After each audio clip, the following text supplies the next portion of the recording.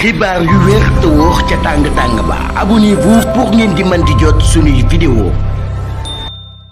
dal leen ak jàmm seen chaîne bi di Buzz 221 HD kii di Samba Thioune di akub juriste bu kenn dootu présenté ci réew mi di Sénégal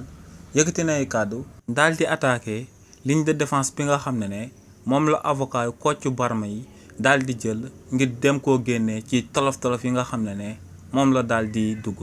si li ni mel kii di Samba Thioune ne ñëpp dégg nañ avocat wu Kocc Barma yi ak Kocc Barma ci wàllu boppam di fësal que ne kookee ginnaaw bañ nangoo ordinateur am bi ba noppi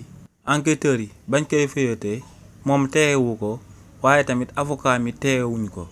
nee nag si li ni mel ñooñee dañoo daal di bëgg a wax que ne enquêteurs yi dañoo daal di violer procédure bi te or que ne avocat wu Kocc Barma yi ñoom ñoo gën a xam que ne bu fekkee ne dañuy amal akub perquisition ci kër suspect te tegaguñ ko loxo ne dañ leen di jébbal akub mandat te ne perquisition boobee buñ koy amal suspect bi ci wàllu boppam da koy daal di teewee waaye nag ne akub suspect bu fekkee ne dañ ko daal di teg loxo ba noppi ne enquêteurs yi tamit dañ leen di jébbal akub mandat ba noppi avocat wu suspect bi ñëw daal di teew perquisition boobee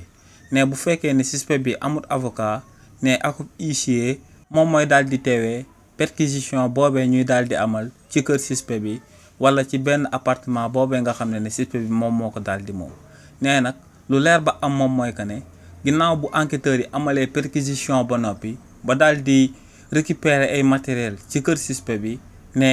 bu ñuy daal di amal ay enquête jëmale ko ci matériel yu ñu daal di fekk ci kër suspect bi ne bu leen neexee kenn du ko daal di teewee ñoom ñooy daal di toog daal di utiliser seeni moyens techniques ngir daal di fexe nuñ daal di soutirer ay information via ak matériel lu ñu daal di fekk ci kër suspect bi donc ne loolee du nekk akub obligation akub avocat wala suspect bi di ko daal di teewee ndax ne enquêteurs yi yoon jox na leen sañ-sañ ñu daal di koy amal ngir daal di nëbb moyens techniques yi ñuy utiliser ngir daal di amal li ni mel donc ne kookee di Kocc Barma ak ay avocat ñoom ñoo gën a daal di xam que ne